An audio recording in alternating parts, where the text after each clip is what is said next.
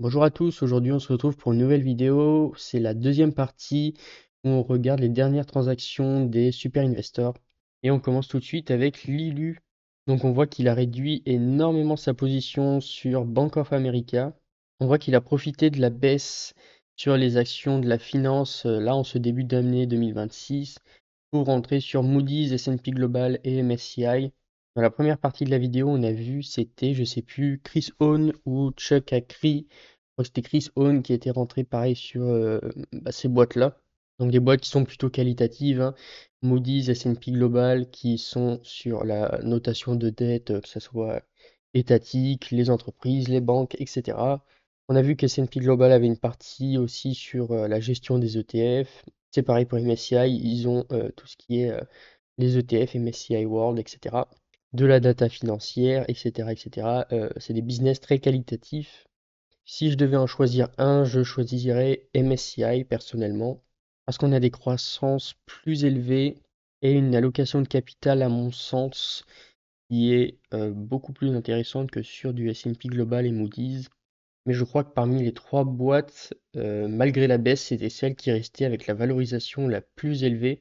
On voit qu'il a renforcé pour 40% sa position sur Crocs, qu'on ira voir tout à l'heure, et qu'il a acheté du Tencent Music Entertainment. Donc on ira voir aussi les chiffres de TME. Donc là, je pense que c'est pas juste du Tencent, on voit Tencent Music Entertainment. Donc est-ce que c'est du label ou des choses comme ça? C'est vrai que c'est quelque chose qui m'intéressait à voir comme chiffre, donc on va aller regarder ça tout de suite. Alors, les revenus, déjà, ça me plaît pas trop. Donc, on a une belle croissance, mais le problème, c'est qu'on a une linéarité qui est totalement dégueulasse. On voit que les plus hauts ont été atteints en 2021, donc probablement que c'est une industrie un peu cyclique. Et on va tout de suite regarder comment fonctionne un peu le business model. Donc oui, c'est ça, hein, on l'a vu dans tout ce qui est divertissement audio en ligne en Chine. Ok, donc en gros, elle gère les boîtes un peu comme du Spotify, j'imagine.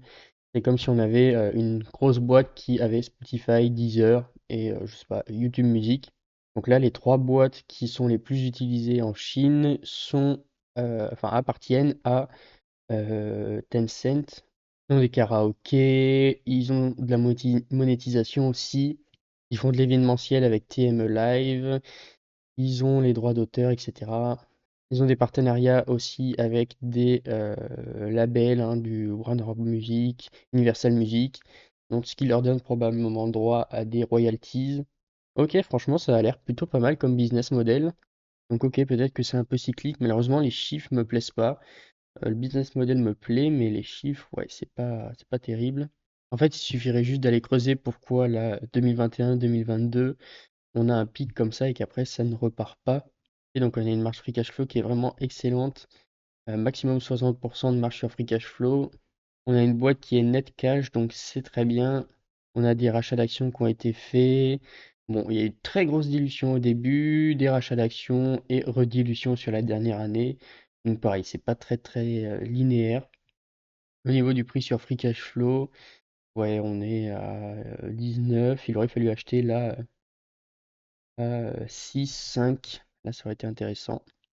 C'est difficile de se positionner sur les boîtes chinoises parce qu'elles peuvent, bon là ça appartient quand même à un groupe, à un gros groupe comme Tencent, donc je pense qu'on peut estimer que les données comptables qui sont fournies par l'entreprise sont plutôt correctes.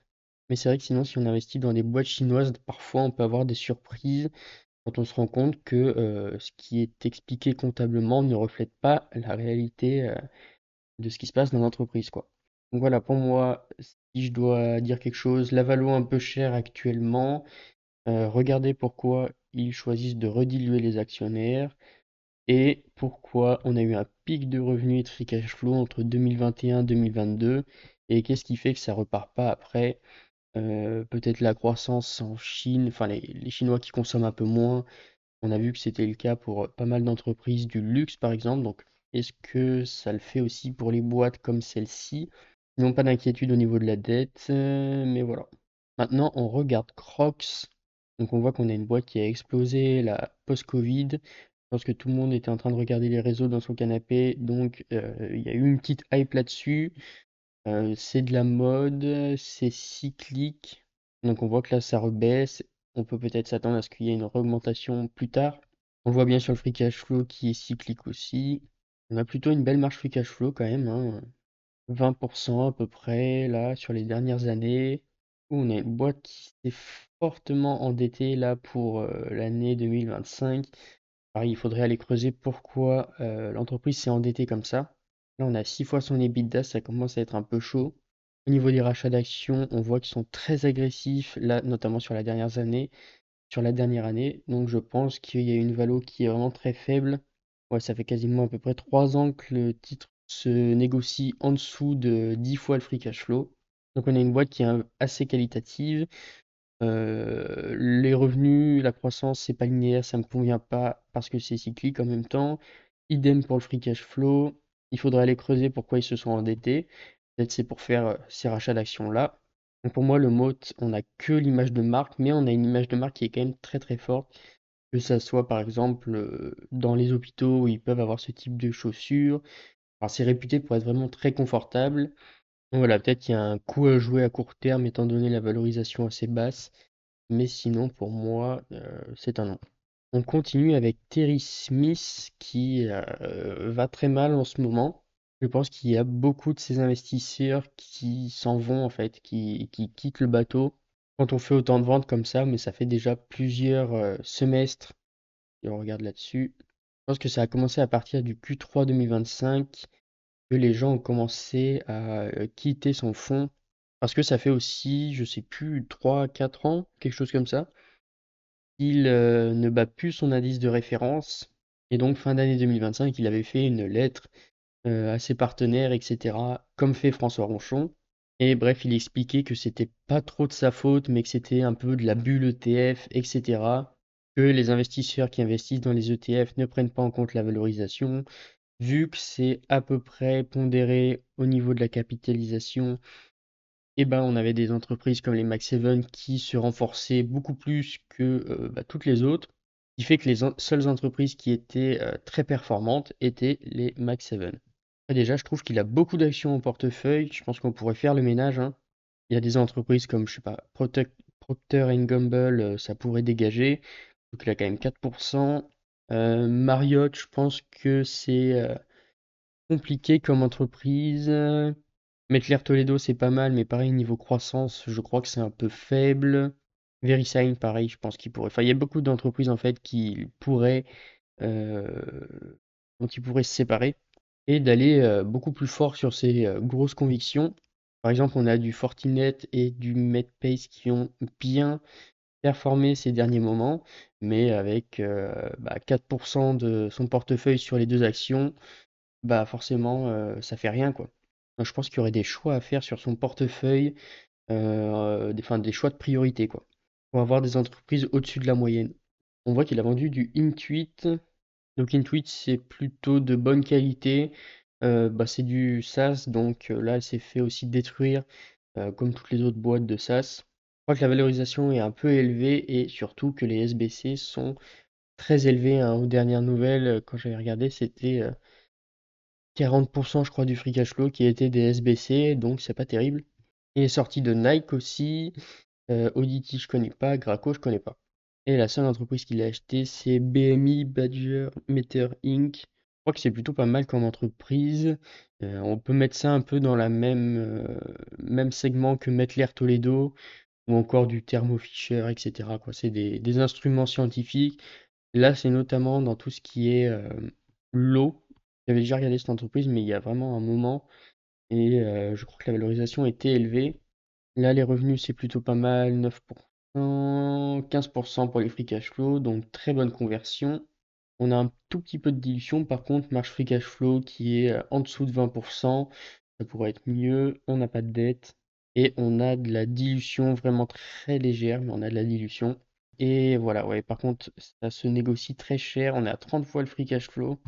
Donc pour une entreprise qui fait même pas 10% de croissance du chiffre d'affaires, même si je pense que c'est une tendance qui s'accélère, si je regarde la 2021, ouais, là on voit qu'on est à 16% de croissance du chiffre d'affaires, ce qui est déjà un peu mieux, mais on est quand même à 30 fois le free cash flow, ce qui est excessivement élevé, et je pense qu'on a des choix plus intéressants à cette valorisation-là. au niveau de la croissance, etc. On a des boîtes qui sont beaucoup plus intéressantes que BMI à l'heure actuelle. Ensuite, je voulais aller voir Valley Forge Capital, donc c'est Dev Cantessaria qui gère ce fonds que j'aime beaucoup, qui en général ne fait rien pendant ces trimestres. Donc on avait Dev Cantessaria qui est fortement exposé à du FICO, à du S&P Global, Mastercard, Moody's, Visa. Et on voit que pour lui, ça a quasiment absolument rien changé. Il a juste baissé Visa pour 35%. Il a réduit du Intuit aussi 15%. Et on voit que toutes ces boîtes qui ont pris des grosses claques en ce début d'année, bah, il n'a absolument rien fait. Donc il n'a pas vendu, il n'a pas eu peur puisqu'il croit dans le mode de ces entreprises et il n'a pas racheté probablement par question de pondération de son portefeuille. Pour lui, ça ne valait pas le coup de renforcer ses positions étant donné qu'elles sont toutes à quasiment 20% de pondération de son portefeuille, ce qui est plutôt très élevé. Et il a préféré rajouter dans du ASML pour avoir peut-être un peu de diversification dans la tech. Donc pareil, ASML bien hype dans les semi-conducteurs qui ont un monopole parce que Valley Forge Capital, enfin Dev Cantessaria aime beaucoup les boîtes avec un monopole ou alors un duopole. Tout ce qui est S&P Global Moody's sont en duopole, Mastercard Visa duopole, ICO qui est en monopole. Et si on regarde un petit peu dans les ventes, il a vendu la totalité de MSCI. Je pense que ça doit être question d'arbitrage. De toute façon, c'était même pas 1% de son portefeuille. Et pareil, il a vendu Equifax. Donc Equifax qui est un des 3 bureaux crédits qui cherche à faire la concurrence à FICO avec le Vantage Score. Et donc il a aussi vendu Equifax de toute façon qui ne représentait également pas 1% de son portefeuille.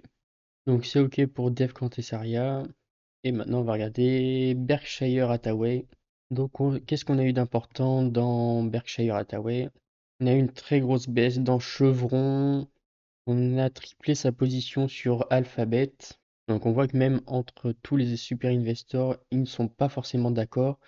Que ça soit du Bill Ackman qui vend quasiment toute sa position sur Alphabet, mais on a Chris Hohn qui achète du Alphabet alors qu'il en avait vendu 2 trimestres précédents, sachant que ce n'est plus Warren Buffett qui est aux commandes, mais c'est Greg Abel, donc qui était le numéro 2 de Warren Buffett pendant très longtemps, donc normalement qui connaît très bien la boîte.